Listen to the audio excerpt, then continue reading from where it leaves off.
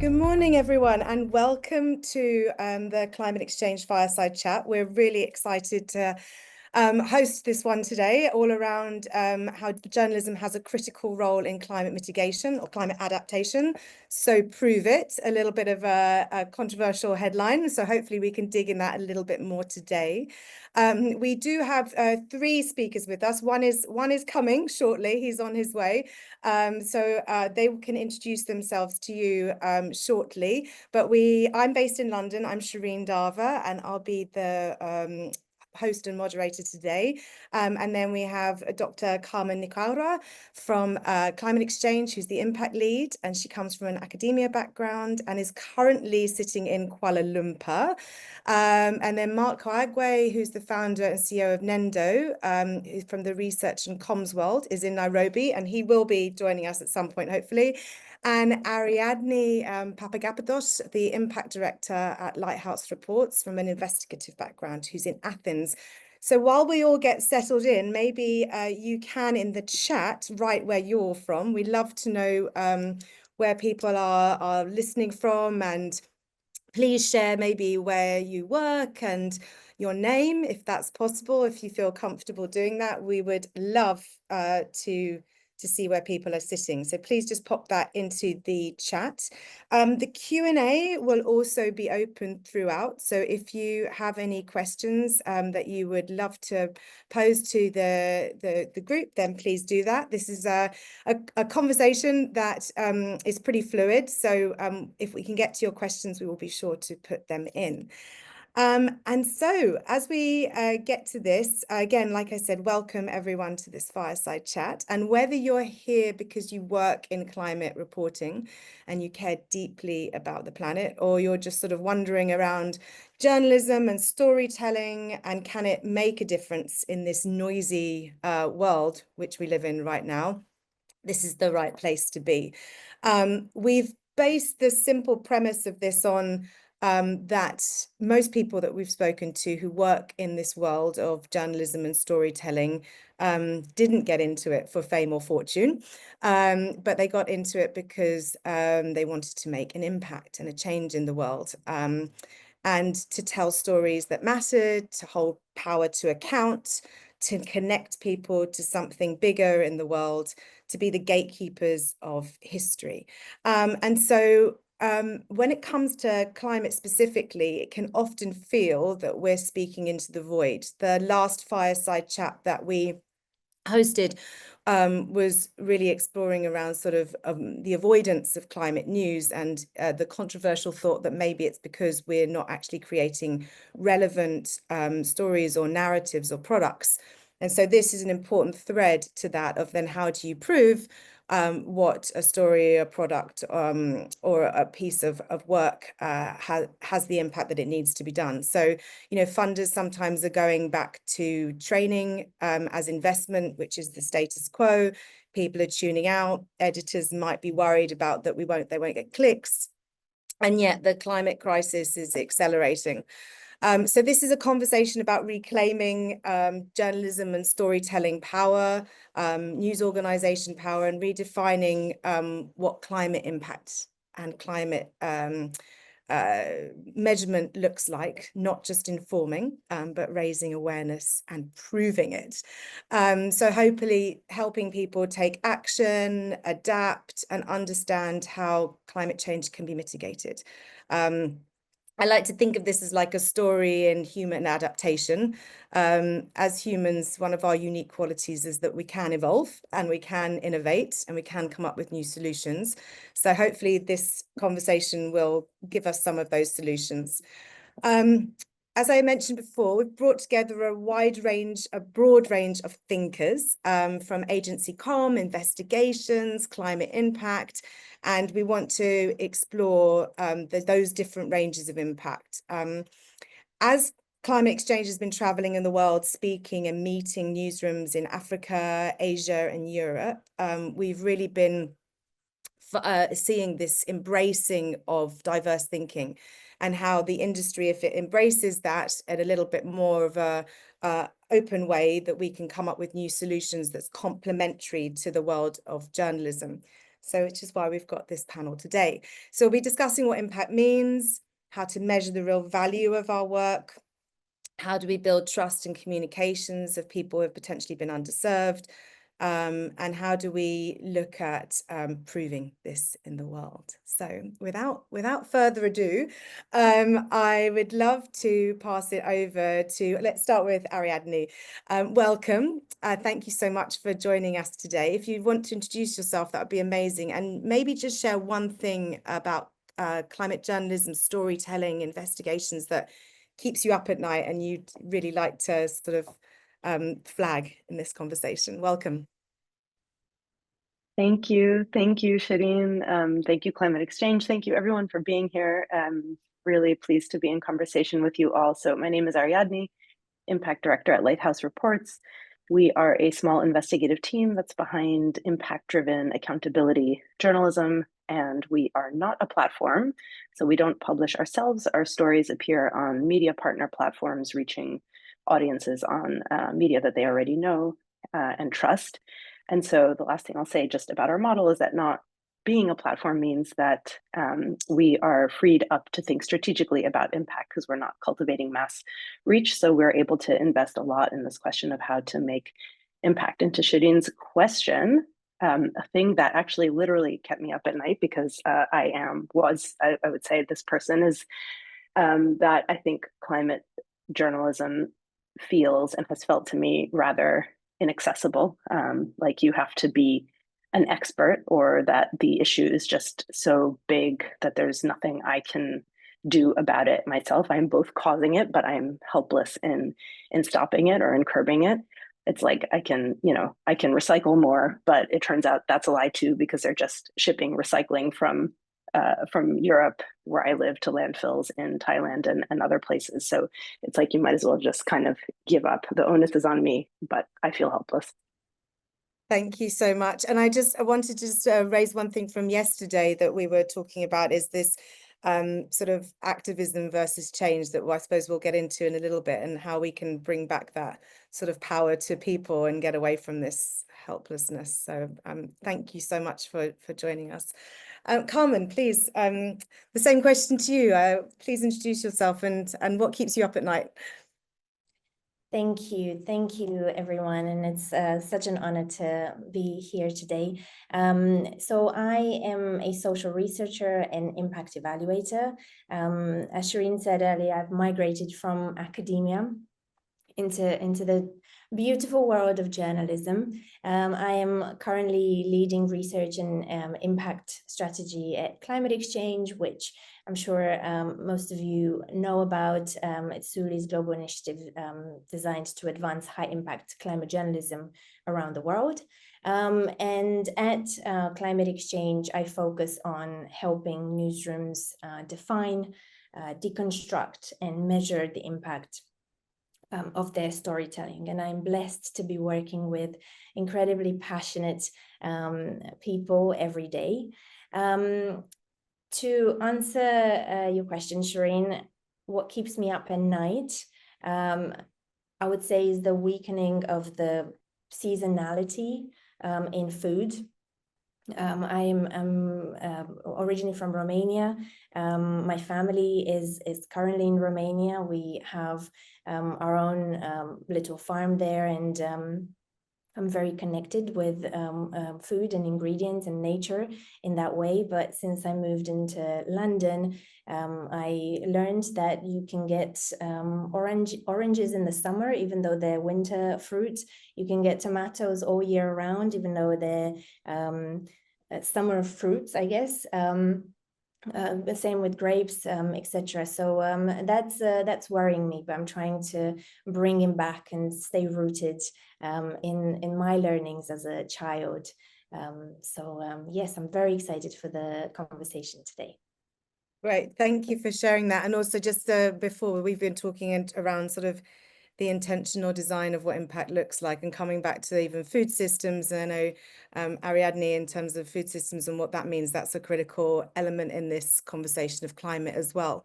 So thank you so much. As I said, Mark will be joining us, but we will carry on. I don't know where he's held up, but we will find out. And as we move on, what I would love to understand from both of you is, when you think about impact, how do you define it? Because I think that's a critical. So one of the things that we've been talking about over time is sort of buzzwords, right? And is impact a buzzword? It's thrown around a lot. There are different interpretations of impact as well, and what it looks like. So how do you yourself define it? And then also, what does that look like in your real life of your day-to-day and the work that you do, in terms of overall impact, but then also applied to perhaps climate storytelling or narrative development? Ariadne, we'll go back to you. Yeah. So simply put, I think for us, impact is the change that our work helps make for people, to kind of improve or positively affect their lives in some way. And it's when we are able to lay the ground for power shifts, for accountability, for reform, for improvement, tangible improvement in daily life. And I would also caveat this to say, because I think this is an important part of our model and our understanding of impact, is the kind of humility part of this. So this is done in collaboration with others. Change is a long and complex process. You cannot draw a kind of bright line between one investigation or one story or the action of a single organization and some sort of change. It takes many actors, most effectively, I think, working together in concert with each other in collaboration and using their different tools. And ours is investigative journalism. But I think impact is also, speaking to an audience and meeting a need for them. And, how do you know this? Quite simply, just by talking to them, by understanding their needs, and how you can address them and meeting them where they're at, rather than telling them what they should care about and how they should care about it. So when it comes to, I think, climate storytelling and how we try to sort of action this, and for us, it's really about food systems and the inequities pervasive in our food systems and the harms that those cause. What we're trying to do is shift the responsibility from the individual, like I was saying earlier in response to Shireen's first question, to the systems and kind of corporations or governments that are invested in the status quo, right? We want to make the structural issues actually connect with people's everyday experience without framing it as like individual responsibility. So it's really about, like, how do we make people see their roles in changing these structures that are responsible for climate change, and how do we make the structural issues of climate change, policies, companies, et cetera, more relevant to people's everyday lives. And I think, there's no one answer to that, because what works with some communities and groups of people doesn't work with others or doesn't resonate with others. So it's really about being in this conversation and in partnership with the people who you're serving with your journalism. Thank you so much. That the thing that you brought up there about the collaboration, I think, is one of the essential things, that we can't act as individual units any longer. We need to borrow from each other's knowledge and solutions, and then actually start to build on that. And Mark has joined us, and that is a perfect segue, because I know that Mark, if he unmutes himself, is very passionate about global collaboration and global exploration of this. So hopefully he's behind. Yes, there he is. Indeed. Hi, Mark. Welcome. Yeah, thanks for having me, Shireen. I think happy to be here, and we'll be video ready in a couple minutes.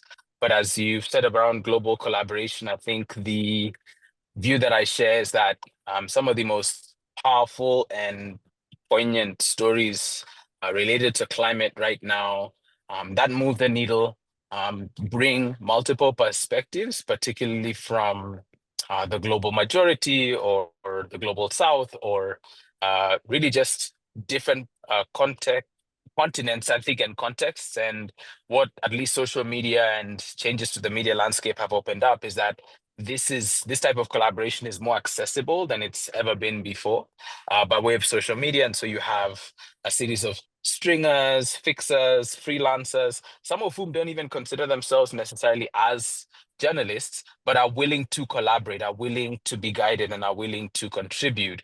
And that can add a color and a richness to a story that has not just an international or global angle, but has the voices, perspectives, and first-person video or accounts of people in a way that can really enhance the story and hopefully even bring it clicks or audiences and reach beyond wherever the initial commissioning or story was being focused from.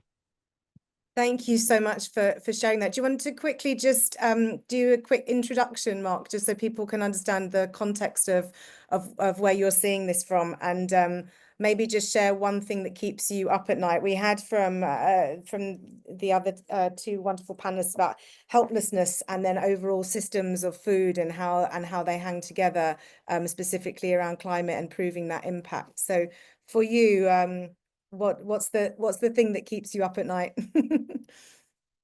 So I think one of the things keeping me up at night right now is, I'd say, the changing face of global international development. And so we've seen this not just with, say, the Doge sort of, taking to the, USAID with a chainsaw, as the analogy was once phrased, or, you have the Netherlands, Germany, I mean, even the United Kingdom, if for no other reason that now, peace and security, that landscape is changing. So more resources that previously were going towards development are moving there. And I feel that we've made some positive gains as far as climate. And part of my worry is that some of these changes affect a lot of downstream activism, agency. I'll give a quick example of one of the ways, at least for me, from a research and comms background, that it's ached me a bit, is there are certain repositories of data that still are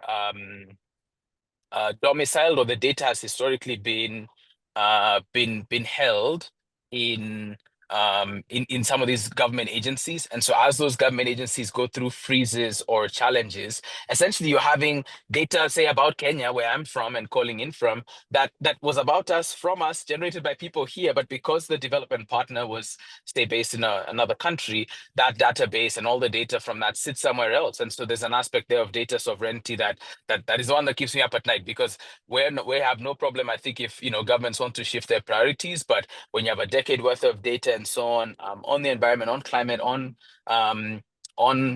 these different adverse effects, if that could be opened up or shared, and it feels like it's normally one of the smaller priorities. But yeah, to quickly introduce myself, I'm Mark Kaigwa. I'm the founder of an agency based in Nairobi that does research and marketing or behavior change communication. And so we work across Africa, based out of Kenya. And yeah, really passionate, particularly around the digital sphere and how that's rewriting expectations and really changing the information landscape as well, even to do with climate and movements around how you hear more from people in the societies, cultures, and locations where they're experiencing the greatest climate effects. Thank you. Amazing, thank you. And Carmen, that leads perfectly, just coincidentally, into something that we were discussing, which is around intentionality. And actually, when you look at impact and how you think about impact, what are you actually trying to prove? So maybe you can define how you define impact and what that looks like in real life for you, and then also apply that to the developing climate narrative, storytelling, product world.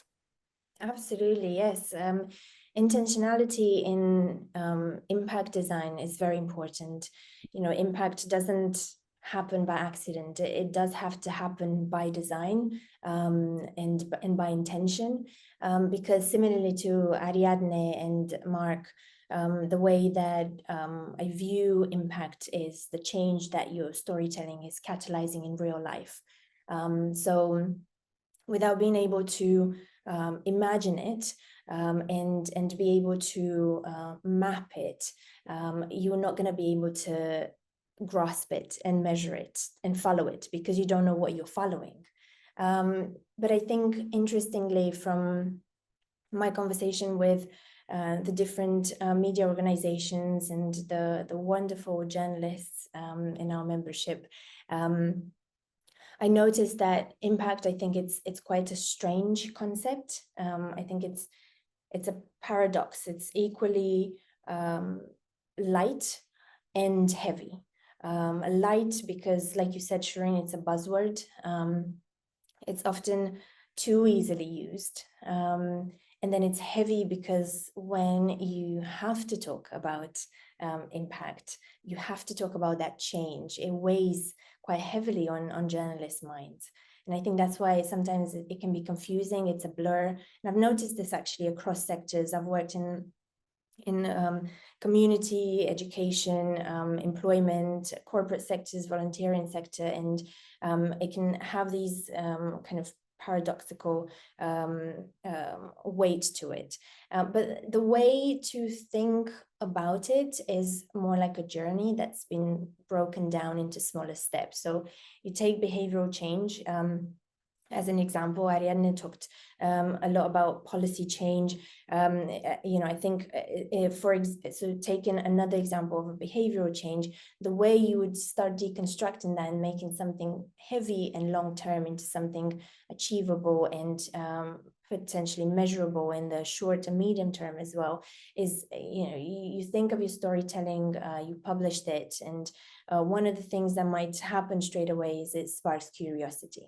Then curiosity shifts emotions. Then emotion drive engagement with the topic. So we're talking about a specific type of engagement, not engagement with the story, engagement with the topic. And then as people engage with that topic in real life, psychological distance shrinks. And then intentions start to form. So then, in time, behavioral starts shifting and decisions start to take shape. But before behavioral change, there's all of these steps that I think a story is an impact first story. So a story that's designed with impact in mind can lead in real life to small steps, incremental, like Mark said, shifting the needle, moving that needle in real life. So what we've done at climateXchange to kind of support that is we listened to the journalists and we developed a theory of change for climate journalism called a 3D theory of change. So it's an impact design tool that's built specifically for journalists, that's rooted in research and practice. So I can talk a little bit more about that probably in a little bit. But that's one of the frameworks that we use to define change, deconstruct it into small, medium, and long-term change, and then develop a methodology to grasp that specific change. Great. And Carmen, you were talking about story and intentions of story. Does this also apply to sort of news organizations at large? And can it be applied to the impact of that in general? Is that a similar thing? Absolutely, yes. As an organization, to apply the theory of change is invaluable because not only does it support the organization in their strategic decision making, but it also brings everyone together on the same path, on the same journey of change, by building it into the culture of the organization, an organization that leads with that purpose, with the impact in mind.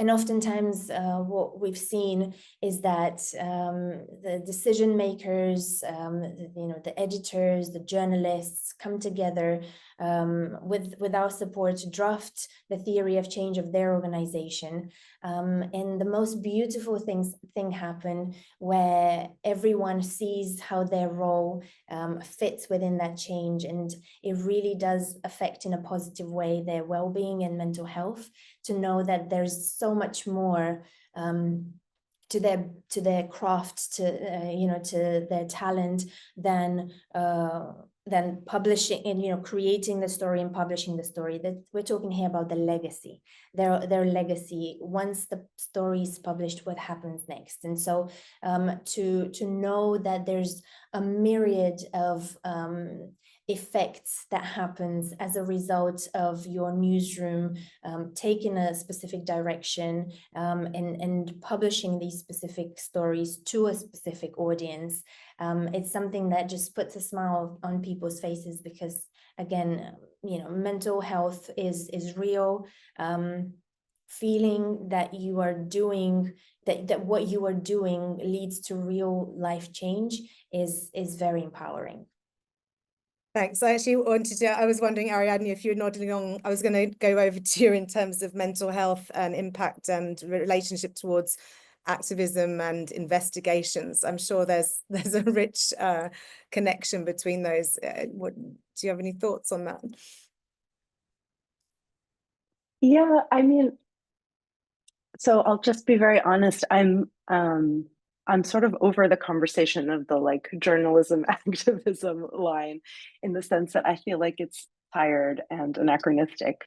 I think that if we, you know, want to make journalism relevant to people, if we want to convince people that journalism is worth engaging with, actually, you know, you don't have to do that if you're speaking to their needs, and you know, you're addressing like a real life need. So it's that simple. And I think that the question of like not crossing the kind of ethical journalistic boundary is quite an easy one to address. Like, we're not the ones going out and doing the activism or the lobbying or the campaigning or the community organizing. We're just working with people who do those things. We're in communication with them, in conversation with them.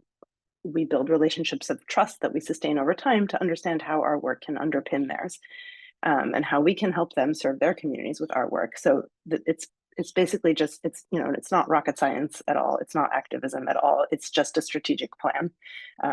Impact, that is, they're the how of impact. It's essentially not just crossing our fingers and hoping somebody picks up our work and runs with it, but actually, as Carmen said just now very beautifully, like designing it around specific goals and then steps for how we might think we might achieve those goals. And we have tools for this, and we also have partners that work in all these other sectors.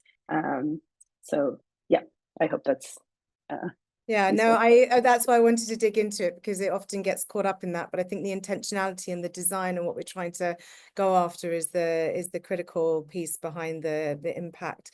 And Mark, I just wanted to I bring this question over to you specifically. You mentioned behavior change earlier, and Carmen just touched upon that. So just with this in mind, when you think about impact from your perspective and how you define it in your real working life, what does it look like, and how does it relate to climate storytelling for you? Yes, Syli.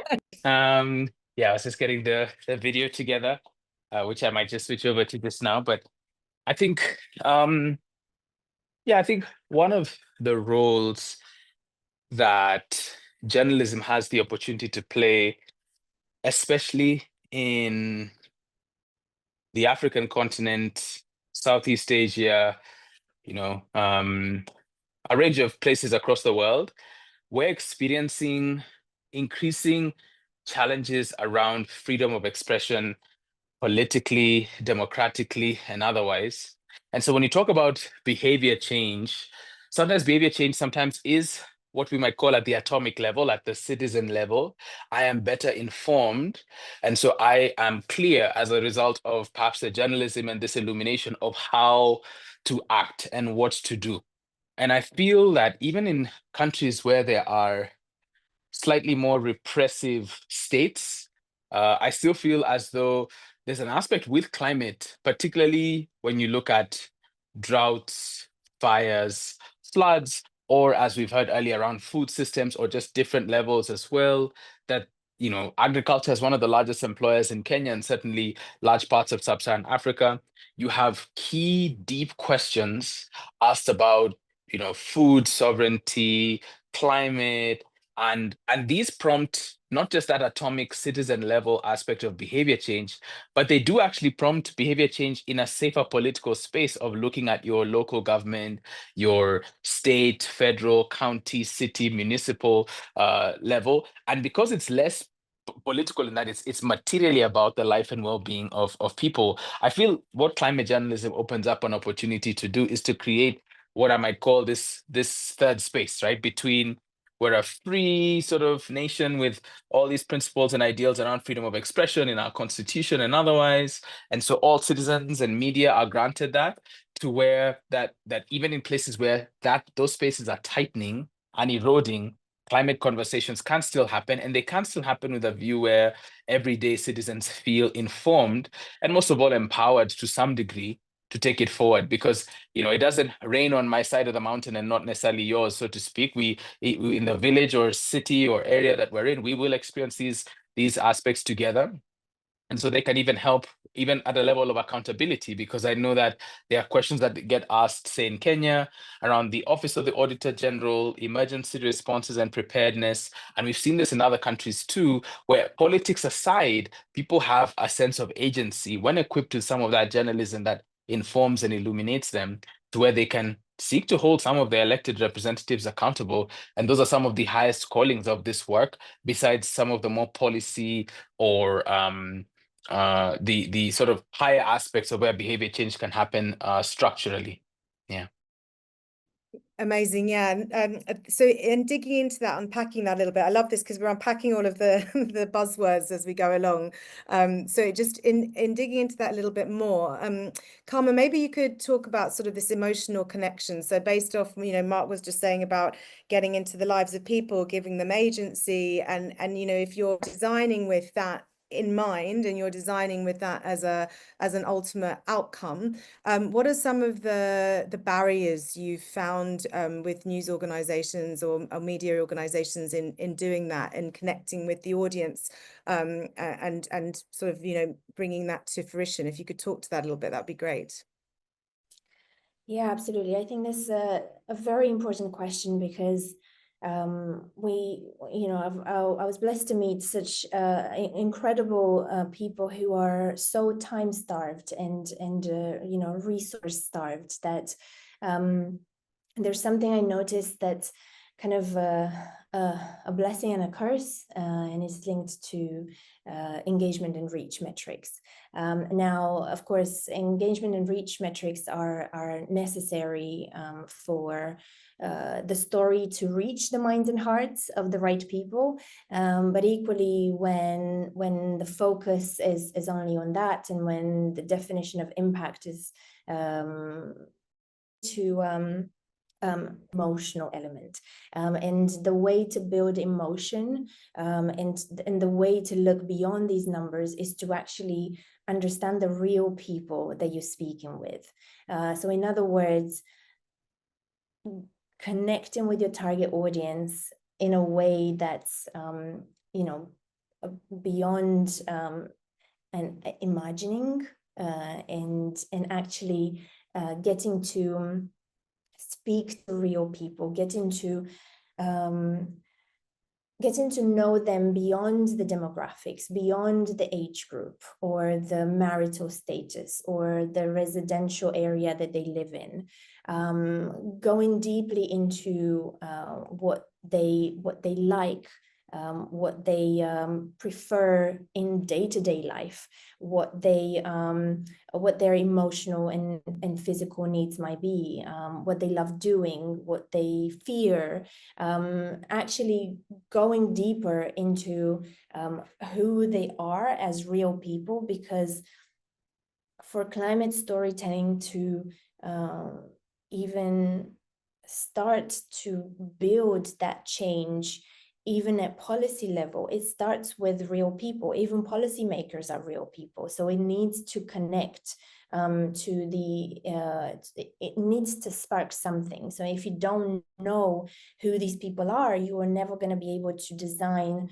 the type of change that you want your story to do. And I emphasize here the difference between demographics, so a link to the structure of populations, which is usually what's being used in kind of defining a target audience and going more into the psychographics, what I was saying, thinking of people, real people, according to their attitudes, their aspirations, any psychological variables, again, things like interests, opinions,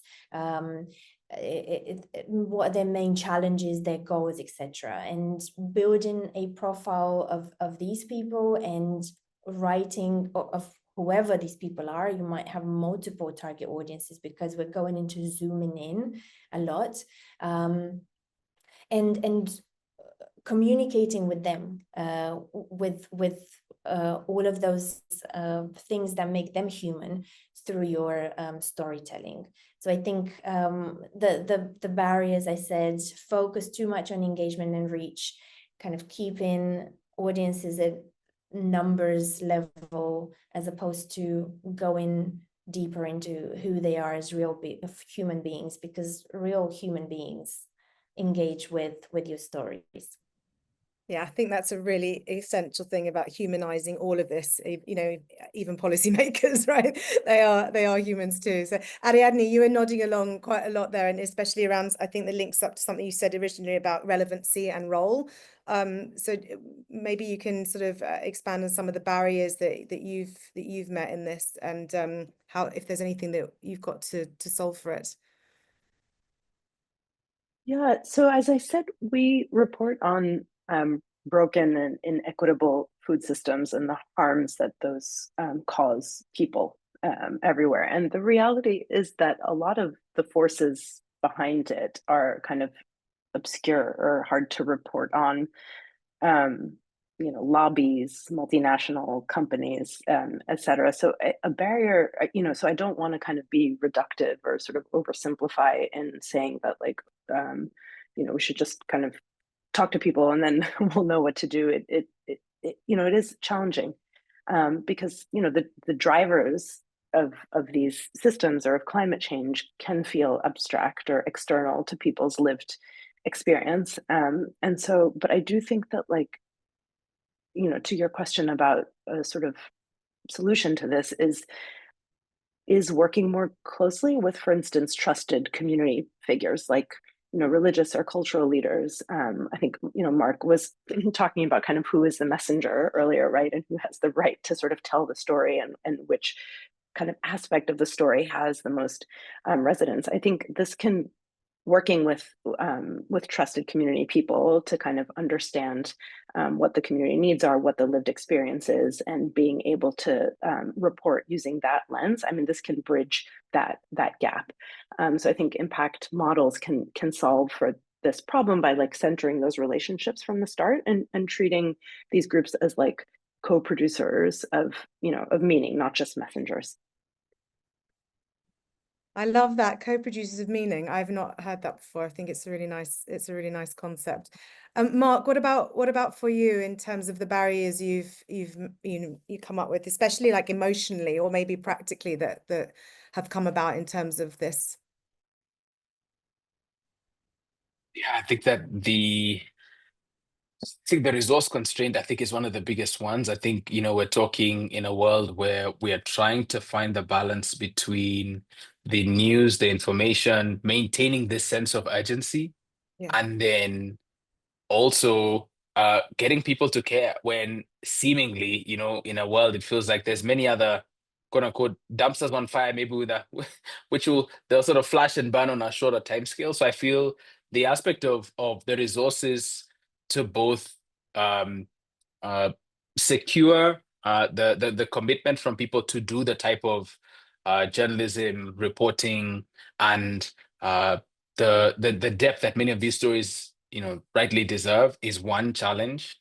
I'd say there's also maybe maybe we could call that the supply side challenge. I think the demand side is that I think as I think we talked about before, and I imagine also might come up here, there's often this aspect of what are we being judged by with this story, right? If my story gets a fifth of the clicks of somebody else, but gets the attention of a policymaker, starts a significant set of reflection, gets added to a briefing pack and starts some meaningful dialogue, did it achieve its sort of end purpose from multiple ends? And can people sort of appraise it that way, even if it didn't meet maybe some other commercial or attention-based ends. And I'd say that I think, from where I sit now in Nairobi in Kenya, part of it is also some of the voices and the aspect of agency, because there can be a part to some of the reporting which almost represents Africans as victims, or has these slightly more harmful tropes or stereotypes, partly because that's what's going to work to get some action going amongst policymakers in Brussels, in Washington, in London, elsewhere. And so there's often this tension that's there between providing that agency and still showing that some of these societies, for instance, have had ways, even in their cultural heritage, where they found ways to overcome adverse environmental effects in their communities. But those go sometimes underrepresented because it doesn't play in as much, to show that there is agency outside of external resources coming. So there tend to be different ways to slice it, but those are some of the ones for me that would just come top of mind. I think that's a really critical thing that you've just pointed out there. It's like the usage of sort of this climate reporting and impact in terms of spinning it for the narrative that you want to prove, and what the actual motivation is behind that. And actually that segues into a question. I'm going to go slightly off piece. I've looked at the Q&A, and there's a question from a guest that we have from Stella Paul, who it's a two-part question. So it actually fits perfectly into what we're discussing, and it says it's for the entire panel. So as a journalist and mentor, I've come to realize that impact is often subject to interpretation, which is what we've obviously been discussing. So what kind of impact do you see is the strongest, and what strategy do you recommend to track its impact? And then the second half of this is, how do you make the bridge between your impact and further support for reporting? So Mark, that kind of segues into what you were talking about. Maybe you'd like to just share your thoughts first? So I think so I'll try to speak maybe at this from both the journalism side and the mentor side. And I think, full disclosure, I didn't cut my teeth inside a newsroom. I mean, I might write an op-ed, I might feature as a talking head, and I have a lot of journalists for friends, but I say that just to give my my disclaimer up front. So I think, one, as a journalist, one of the pain points I've seen here, at least in Kenya, has been, and certain parts of sub-Saharan Africa, which we've observed. I've had the pleasure of being able to train, I think it's about maybe 150 different journalists from sort of C-suite all the way to sort of like middle to senior management across 20 different African countries. So seen some patterns over that time. And one of the more challenging ones has seen the attrition of experience and wisdom out of the newsroom, and purely for commercial reasons. So there's slightly a bit of like an ageism that's sort of there now, but I say that just to put an asterisk on that from a mentorship standpoint, some of my favorite voices that I maybe grew up reading or experiencing are no longer in newsrooms for various reasons. And I feel that's actually one of the opportunities around now is if I think about it, what is the quote unquote wisdom of the elders as far as what, say, African newsrooms have been learning from not just reporting on climate, but reporting in general with some of the most meaningful stories. I think, to Ariadne's point, for us, investigative pieces here they're stratospherically sort of like in their own league as far as the way that they move government, civil society, activate the public around causes.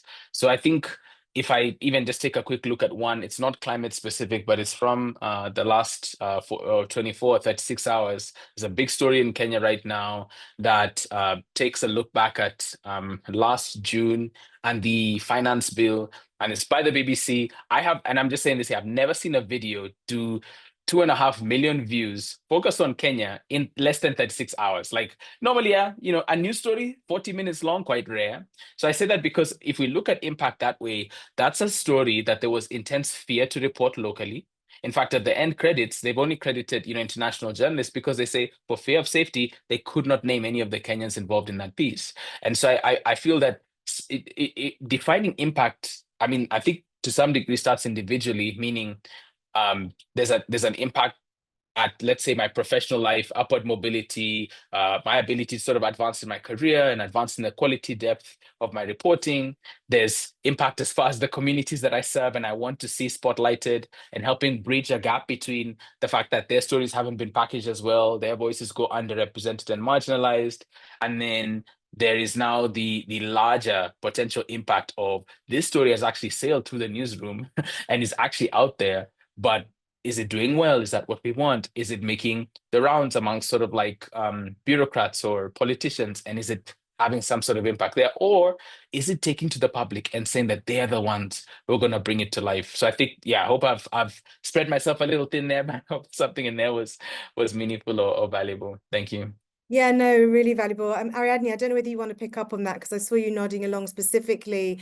Yeah, maybe share what you were thinking.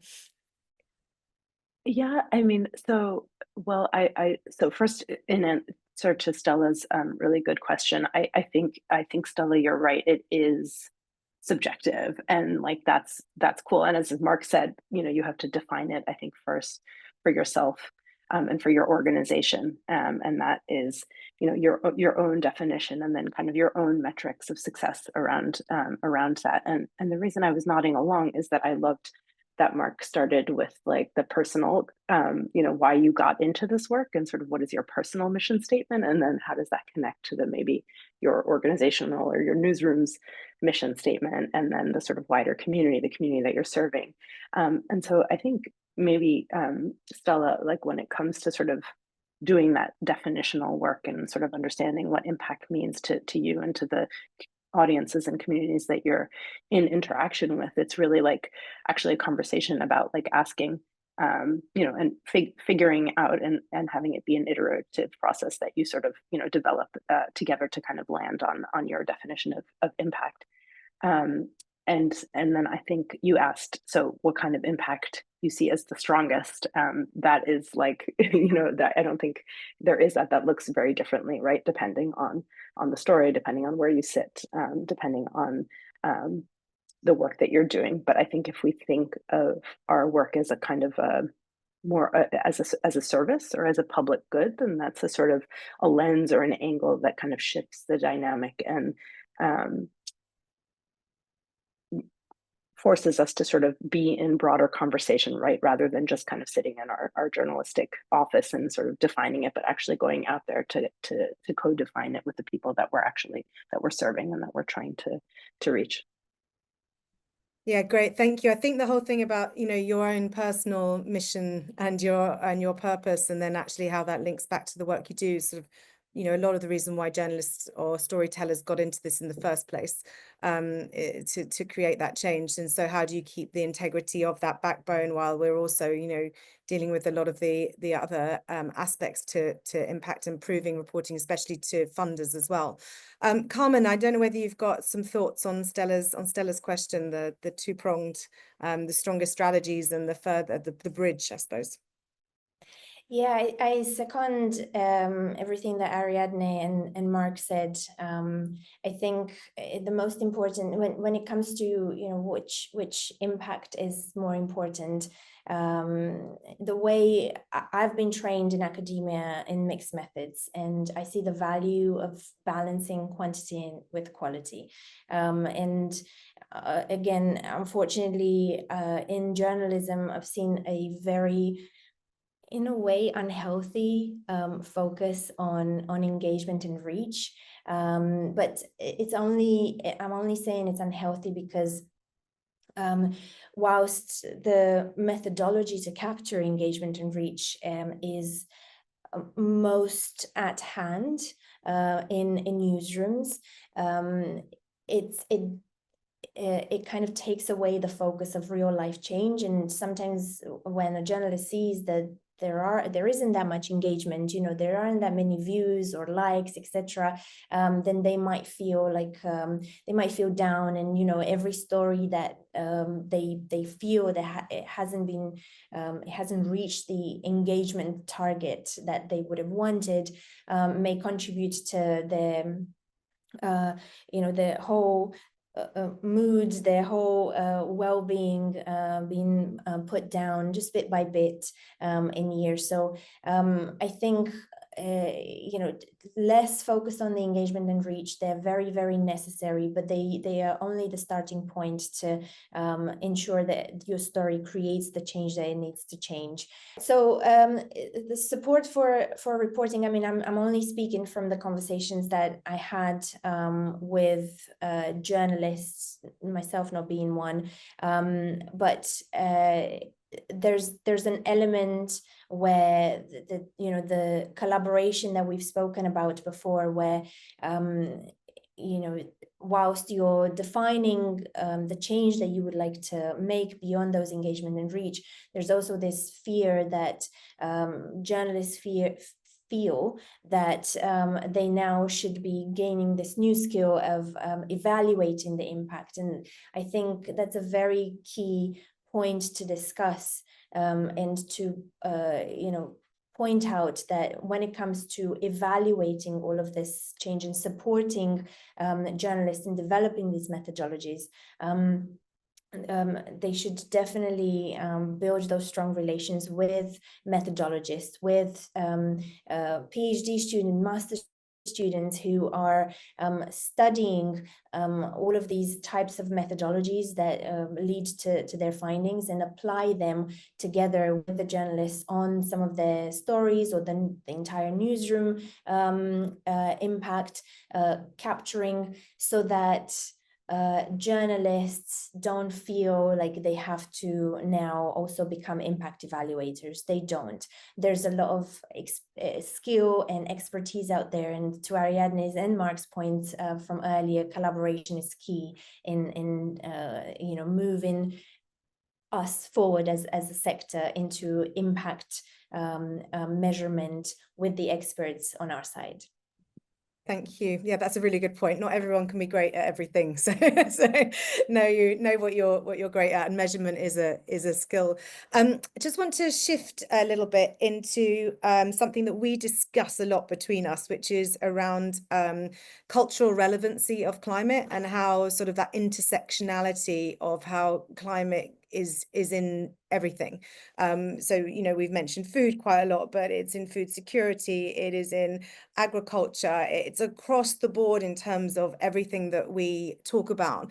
So just Mark, I wanted to go back to you in terms of how we can look at impact reporting, making it more local, making it more culturally grounded. And you brought up the critical aspect, and I know that we've discussed this in detail, like research, right? So there's a lot of research that can go hand in hand with this, and some of the initiatives we've been talking about are, journalists or storytellers who are going out in the field, researching and creating content as well. So I don't know whether you can just talk about that and how that could be impactful when it's culturally grounded. Absolutely right. I think one of the best things about the practice of journalism, even in an age with, generative AI and large language models that'll spit out text right back at you, is that, for a lot of journalists, they've learned to cut their teeth, not just on the words, but the voices, what goes unsaid, letting the awkward silence fall, sort of pursuing a lead and being, professionally persistent. So I think those are skills that are incredibly valuable in getting the story. I think that embedding oneself inside of the community is also a really important part as well. Something that I've seen and been very encouraged by recently, even from, say, East African media every now and again, has been these town hall style experiences where a senior leader is sort of, you're going hard talk style, right? Sort of to take the sort of like multi-decade old BBC format and say, look, or Christian Amanpour, if you like, for CNN, and seeing expressions of that locally. And in Kenya, we have a particular type of local community meeting, which I imagine replicates well in South America, Southeast Asia, and other parts of the world, where the community meets to discuss their issues. We in Kenya call it a baraza. And so people have equal voices. There isn't necessarily a hierarchy there. It's not a political rally. It's a sort of communal session. And some people have been taking journalistic conversations to that level and even streaming them on TV or live streaming them, where they're basically saying, look, as long as we can get some decent sound, let's embed in that community. And so what you get, while it might not be the hard statistics and qualitative research, that's the charts and the graphs and the numbers, you get the lived experiences of people, and you get their opinions. You might get some misinformation here and there. You might get some, some of the fluidity that comes from sort of the open mic moving around. But I find that to be interesting and complementing well with what we're saying about journalists sort of leaving and getting out into the field, embedding in their communities to tell their stories. Yeah, I love that. And the community aspect, to your point, has come up over and over and over again, like going back to, the people that are actually the stories are affecting. So Ariadne, perhaps you can talk to that, and especially the bridge, I suppose, bridging the gap between the investigations and investigative sort of longer form, reports, and how long sometimes they can take, and then getting them into the hands of people who perhaps can culturally ground them, or who can sort of look at them from a more grassroots level. How can we sort of look at that from an impact perspective? Yeah, I think, and sorry, I feel like I am saying a little bit of the same thing over and over again in different ways, but that is really just a reflection, I think, of where I hope that we're going, and where I'm encouraged to see some progress being made in these conversations happening, like the one we're having right now. So what we're trying to do at Lighthouse, and again, investigative reporting, it comes out on media partner platforms. These are mostly kind of, longer pieces. And what we're trying to do is lose some of the learned habits of journalism, like aiming only for these long reads, or like the famous mastheads, or, publishing in, I don't know, X, Y, and Z language that most of the stuff is published in, and really become much more both agnostic, or maybe that's not the right word, like more creative about our product, and to really, again, meet audiences where they're at. So like Mark mentioned town halls a minute ago, but partnering with cultural organizations like artists and filmmakers and actors, influencers, cultural leaders, religious figures, places that people already go to for information or content that we know that they enjoy, kind of, that they already engage with, and helping to kind of shift climate or food systems from something that's sort of distinct, but rather as a lens that it kind of is applied to people's everyday lives. And I think that being in conversation with people that have a deep understanding of specific affected communities, and that seek journalism as a conversation between the community and the journalism, rather than just as delivering information, I think is sort of the direction that we're trying to take more with our work. And this sort of this bottom up approach, I think, can help change one of the biggest problems that that faces investigative journalism, or journalism in general, which is that it's an elite product for an audience that is already quite information rich. And what we're trying to do, and again, because we're not a publisher, and so we partner with media platforms, is bring our big media partners along with us on this journey. Yeah, thanks. I think that's a really important point of, like, removing it from the sort of the ivory tower, I suppose, and then getting the information into the hands of the community, and creating that circular loop back is really critical, because obviously long form multimedia is just our everyday natural form now. So it's how we actually start to adapt some of these amazing reports and things that do, they're often life-threatening and very important work that goes on in terms of uncovering this. So how do we start to get that into hands of the everyday person who really wants to be informed and have agency? And then just picking up on that, Carmen, just it also comes into a question that another one of our lovely guests, I hope I'm saying your name correctly, Lanre, is talking about, of like getting climate angles into everyday beats, like we've discussed, like agriculture, health, urban development. So we talk about this quite a lot as intersectionality, but perhaps you can just come and elaborate that a little bit in terms of how that affects impact reporting. Sure, I'll give it my best. No, I think that's very important. And again, you know, it's about the humanization of what we do. Myself as a researcher, yourselves as journalists, editors, decision makers, you know, and culture to me, where I'm from, is very, very important. And I do believe that culture is the primary fuel of the human mind. So if you get to know that audience, again, coming back to that point of getting to define your audience beyond demographics, then you will understand what they react to well, all of the traditions, all of the cultural aspects that they preserve, they appreciate. So then, you know, threading that through the storytelling, using those areas, those angles, and avoiding the preaching, the doom and gloom. It's very important to, you know, I'm thinking of real people. I'm thinking of my parents. I'm thinking of my family and how they would react to a story that talks about, you know, the alternative to a plum.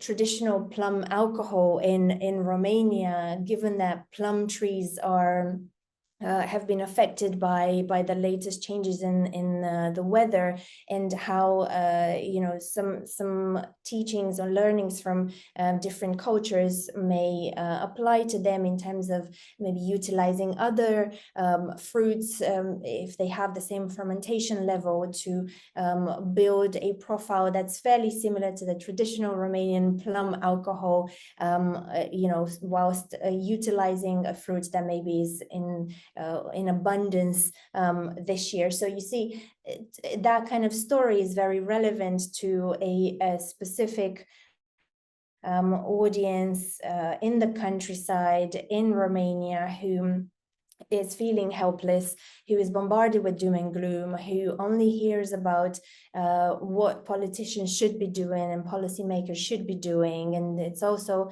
learning quite a bit about the world and the good and the bad things that are being done outside.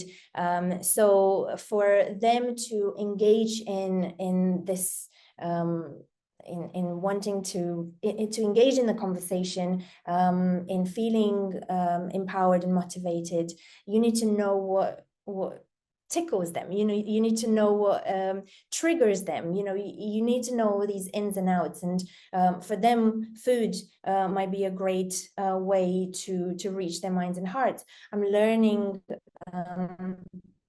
from our Malaysian friends that here in Malaysia, animals are incredibly important. So building stories that kind of speak to the rights and the, you know, the great things about these potentially endangered animals very soon might actually trigger them to feel differently, to potentially bring the conversation to the table, to the dinner table, right?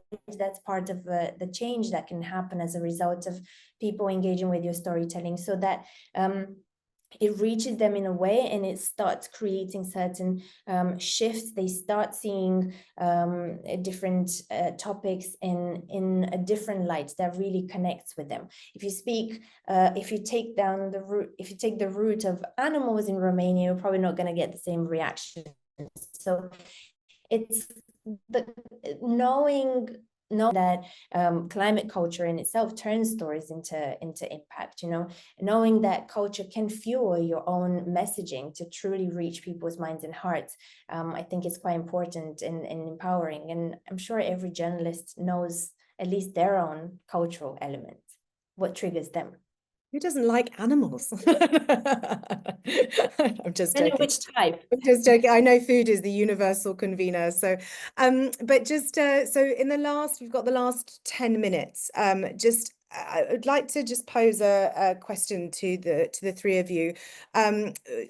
All around sort of, what tools do you currently have that you use in terms of defining impact, but more importantly, if you could redesign an approach to impact to truly support climate work, whether it's editorially, organizationally, what one thing would you change? Just to leave the audience who's listening us with just that sort of nuggets of potential opportunity that could be looked at when they think of impact. And Ariadne, I'm going to start with you first, if that's okay. Yeah, sure. So we use a number of tools. We have what we call our global impact framework, which is essentially a static definition of what impact means to us, and then the big ambitious change that we're trying to achieve, shifting public narratives, changing policy and regulation, empowering and helping specific groups of people that are affected by the topics that we cover, and then the kind of indicators of progress to help us understand if we're on track to achieving those big, huge goals. And then we have a kind of a document that we use that we call an impact roadmap, which is just a strategic planning document. So it involves kind of, power mapping, goal setting, and this is not a static document. This is something that it happens hand in hand with the investigative process, the impact planning, and it's, we go back and we adjust as we do the investigation, and we talk to more people and experts and groups of people and learn, and sort of it's an iterative process, but it helps us kind of set goals and specific outcomes and then aim to achieve them and drive our reporting toward those goals. And then we have the impact tracker, which is basically just an Airtable database. And if people are interested, you can reach out to me. I am happy to share all those tools. They're not proprietary. You can take them and modify them and use them for your organization. You don't have to reinvent the wheel if that's useful to you. The one thing I would do to change our sort of approach, and we're getting there. This is a thing that we're going to do soon. So I would like to invest in roles that sit between journalism and organizing. So people who can who can translate and convene and sort of follow through on the stories and kind of marry storytelling and organizing talent to kind of make the leap between the kind of stories about policies and technical matters, but bring them to the public and sort of be in conversation and a feedback loop with that public to then sort of improve our storytelling and our journalism. So that's the thing I would change. Amazing. Yeah. Feedback loops, hearing people is essential. Thank you so much. Carmen, what tools and something you would change if you had a magic wand? Yeah, I love a magic wand.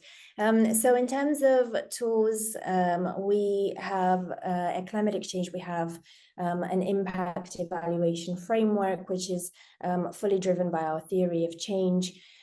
So we look at change at individual journalist level, at a media organization level, and ultimately the audience of these journalists and media organizations as a result of them interacting with us. So initially that was a very robust internal way of measuring our own impact, and then we realized that newsrooms themselves are very interested in this particular conversation, and we kind of expanded our support to create a, as I mentioned earlier, 3D theory of changes, a framework that helps journalists apply impact design thinking in a simple and very practical way. And it's rooted in years of research and practice across different industries, where the theory of change has been used to design strategies for social impact. But what we've done is we've adapted it through a journalistic lens. So it's relevant to storytelling, is relevant to decision-making within media organization and overall journalistic impact. So we have this particular framework. We can share it, of course, with our members. We have it on our website as well. And on the back of that, what we are also doing is sometimes, these frameworks can take a little bit of time to adjust in understanding as well. So we have one-to-one impact clinics with our members to support them in applying impact design thinking into either their newsroom organization, which is ideally the starting point of thinking about impact, but also at a specific story, project, news product level too. And to your question, Shireen, about what I would do differently or add, I think I would love to, in hopefully the near future, to build a network of methodologists and researchers who journalists can feel comfortable in tapping into in order to kind of close the loop and engage in impact evaluation without feeling that extra weight on their shoulders, which they should not be. Also, funders should recognize that journalists are incredible in their craft, and impact evaluation is a completely different skill that needs to be treated as a different expertise. I think I would like to kind of bring the two worlds together. And I know, as I said earlier, there's many, at least masters and PhD students, but of course, early career researchers from across the board, not just journalism, sociology, psychology, economics, who learn about these methodologies, who want to apply them in the real world. And I'm sure who would love to connect with the lovely people in this industry. Thank you. Another loop. Mark, do you have another loop, a third? We can make a trifecta of loops. What tools do you use in terms of impact, and what would you like to change? Yeah, I'd say that there's one that has always made an impression on me from a few years ago when I had the chance to work with a campaigner by the name of Anne Pettifor, and she was instrumental in a campaign, I think it was the Jubilee 2000 campaign, to help review this aspect of sovereign debt on global South nations and start a really meaningful conversation across the world. And so that aspect of cutting the diamond comes from this aspect of the fact that diamond cutters in places like Antwerp will take up to 2 years studying a diamond to figure out which parts to cut and slice. And it's just this idea of pausing before you attack an issue to find the angles, find the opportunities, brainstorm. And so for me, that, and then now once you decide how you like sort of cut and shape it, there's a bit of an artistry there. So it's a bit of science, data, evaluation, and you get into sort of the creative part as well. So I find that blend of both being quite valuable with impact, between what are the parts that are hard to measure in absolute metrics, but still meaningful, from brainstorming or finding underrepresented voices or parts of that. And then something that I mean is sometimes both good and bad. Some people look, might look at this a bit badly, but I find generative AI, particularly large language models, right? Pick the one that you like. They're more and more alike nowadays, right? Between ChatGPT, Gemini, Claude, and others, where I find that one of the more interesting roles to give generative AI platforms is the role of either your antagonist, right? So that you can learn the weaknesses, or the challenges behind the argument or somebody who is looking to be extremely persuasive with your line of reasoning. And one of the most helpful ways I've heard of ways to apply AI, even around impact, is around AI does not get tired to come up with 100 options, then 100 more, and then evaluate those and battle itself on the strengths and weaknesses, and in a few minutes give you back something. And so that aspect of where our minds might get tired, and meaningfully so, there's an aspect to where having an AI companion in the writing process for change making, for impact, can actually accelerate us a bit and also shine a light on any blind spots we have. Yeah, I love that. I think that one of the key factors between what you all just said is listening and understanding. So yeah, we can use AI to accelerate that. If we can't, limited amount of time we have to get to people to ask what's going on, we can use that as devil's advocate almost. And, if we have a base knowledge of information, we can, listen a bit more, listen harder, and then use our own selves to interpret that and see where it goes. We have 1 minute left. I would just like each of you, quick fire, like teeny, just to say one thing you'd like the audience to think about in terms of impact. You have literally like 15 seconds each. Just one thing, just to leave as a quick takeaway. Ariadne, go first, please. Yeah, I think I want to acknowledge that everything feels like really useless and hard, and also utterly important at the same time, and kind of like, what can we do in the face of all of these threats, and that's really challenging. But what kind of excites and gives me hope is the work of understanding what drives people, and that audiences are complex human beings with varied interests. So I want to leave everyone with like, let's approach our work with, with curiosity, with authentic interest, engage with a broader range of voices, and move away from the sort of extracting information for a gotcha story, or, assuming that they're just voters to be educated or something like this. Amazing. Thank you, Carmen. 15 seconds. Your story is your legacy. It's incredible how much it does in real life. Collaborate with the experts who can show and present to you the beautiful things that your stories and your newsroom achieves beyond the publication of everything that you do. So I'm looking forward to work with every single one of you on the impact evaluation side as well. Thank you so much, Mark. Yeah, I think for me, it's always asking, who are the voices you see in the algorithms around you, from news to information, and are you seeing the biggest picture possible? Often we don't ask and have ceded some agency towards these algorithms. So if I see a lot of Kenya, I want to see Tanzania, I want to see Uganda, Rwanda. If I see a lot of London, I want to see a lot of Lisbon, I want to see a lot of like Spain, Malaga, wherever. So just asking those questions means that then we're going a little out of our way than just what's purely served to us. Because even before we create, either as journalists or practitioners or storytellers, there's often the question of what we're consuming. And I want to encourage us to keep questioning that and keep exploring far and wide. Amazing. Thank you so much. I've super enjoyed this conversation. Thank you for your time. Thank you, the audience, for being with us. And please reach out to any of us if you need anything. And we're here to keep this conversation going and have diverse thinking and always rich collaborative sessions. So I thank you so much and see you next time. Bye.